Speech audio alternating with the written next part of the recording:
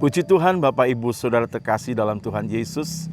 Kita bersyukur pagi hari ini oleh karena berkat Tuhan kita boleh ada sampai hari ini. Renungan firman Tuhan pagi hari ini kita akan melihat dalam Kisah Para Rasul pasal 11 ayat yang ke-26. Demikian firman Tuhan. Mereka tinggal bersama-sama dengan jemaat itu 1 tahun lamanya sambil mengajar banyak orang. Di Antiokhia murid-murid itu untuk pertama kalinya disebut Kristen.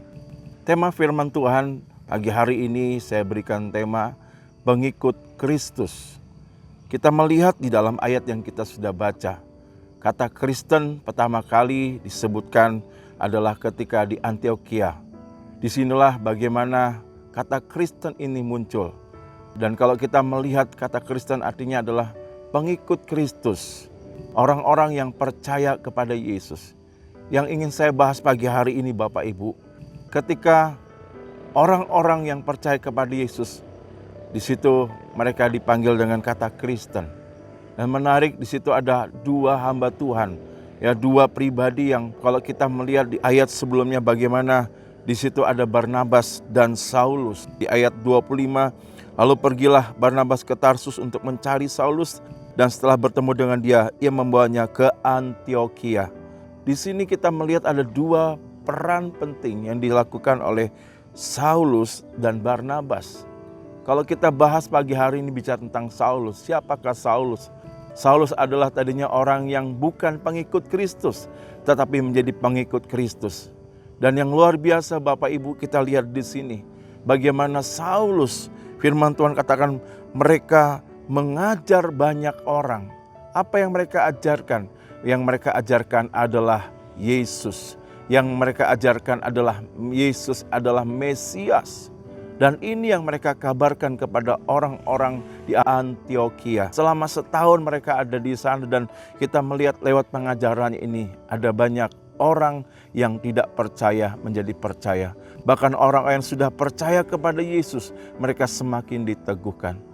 Bapak Ibu saudara yang kasih dalam Tuhan, mari kita belajar dari pribadi yang bernama Rasul Paulus ini atau yang kita kenal dengan Saulus. Bagaimana dia bisa memberitakan Yesus, bagaimana dia menyampaikan, mengajarkan tentang Yesus adalah Mesias. Kita tahu bagaimana dalam kehidupannya dalam Kisah Rasul pasal 9, dalam perjalanannya ke Damsyik, dia berjumpa dengan Yesus secara pribadi. Disitulah dia mengalami Yesus secara pribadi. Kalau kita melihat di dalam penglihatannya ini, dia tidak sendiri dalam perjalanan ke Damsyik. Ada beberapa orang. Tetapi yang menarik Bapak Ibu, di situ kita melihat memang semua orang mendengar tentang suara Yesus. Tetapi mereka tidak melihat Yesus. Hanya Saulus yang secara pribadi melihat Yesus. Dan perjumpaan dengan Yesus inilah yang mengubah hidupnya. Yang tadinya tidak percaya sebagai orang penganiaya, orang-orang Kristen, orang-orang yang percaya kepada Yesus. Tetapi kemudian lihat perjumpaan ini. Dan dia harus memang mengalami kebutaan. Tetapi setelah didoakan, ya bagaimana dia melihat. Disitulah dia mengalami pengalaman pribadi dengan Yesus.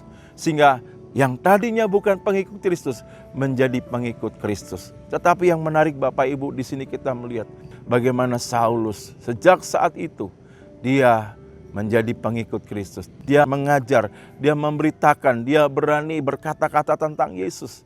Tetapi pelajarannya di sini, kalau dia berani berkata tentang Yesus, itu bukan dari kata orang, tapi karena dia punya pengalaman pribadi dengan Yesus. Karena dia mengalami perjumpaan pribadi dengan Yesus.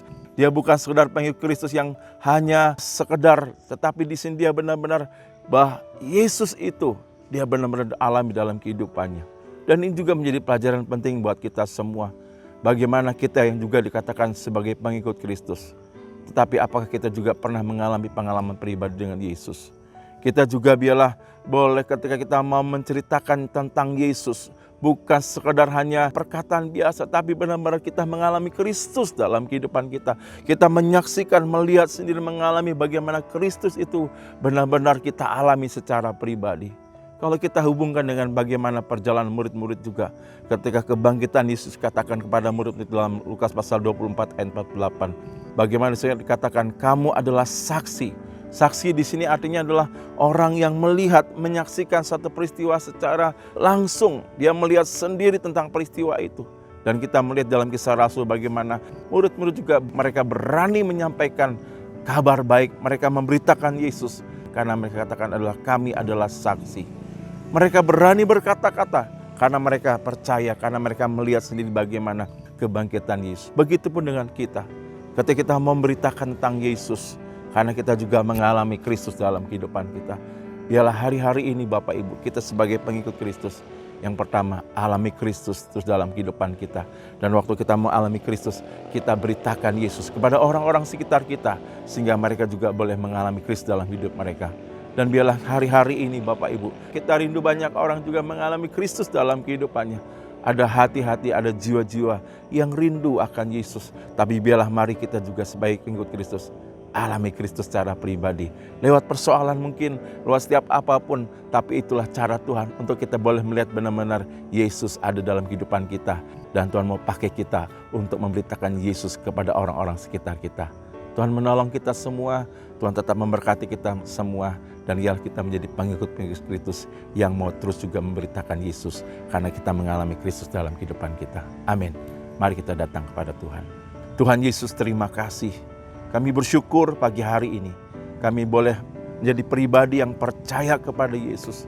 Tapi biarlah kami juga rindu Tuhan, bagaimana pengalaman Kristus itu, sebagaimana Saulus itu juga boleh kami alami. Sehingga ketika kami menyampaikan Yesus, bukan sekedar penyampaian hanya dari mulut, tetapi benar-benar kami alami dalam kehidupan kami. Dan kami bersyukur dan kami percaya Tuhan juga selalu hadir dalam kehidupan kami secara pribadi. Engkau selalu menguatkan, meneguhkan kami untuk kami juga tetap kuat menjadi pengikut Kristus. Dan kami rindu Tuhan, pakai kami sebagaimana Saulus untuk memberitakan Yesus kepada orang-orang sekitar kami. Tapi bukan karena Tuhan sekedar satu pengetahuan, tetapi benar-benar kami alami Kristus. Sehingga ketika kami sampaikan kabar baik ini, banyak orang-orang juga mengalami Kristus dan mereka diteguhkan dan mereka mempercaya kepada Yesus. Tuhan tolong kami, kuatkan kami. Roh Kudus yang menolong, memimpin, menyertai setiap kami semua. Terlebih jemaat-Mu pagi hari yang meresponi firman Tuhan. Kami adalah pengikut Kristus yang setia dan mau memberitakan Yesus dalam kehidupan kami.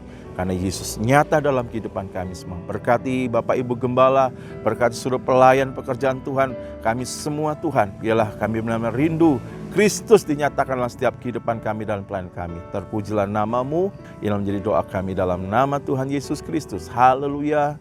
Amin.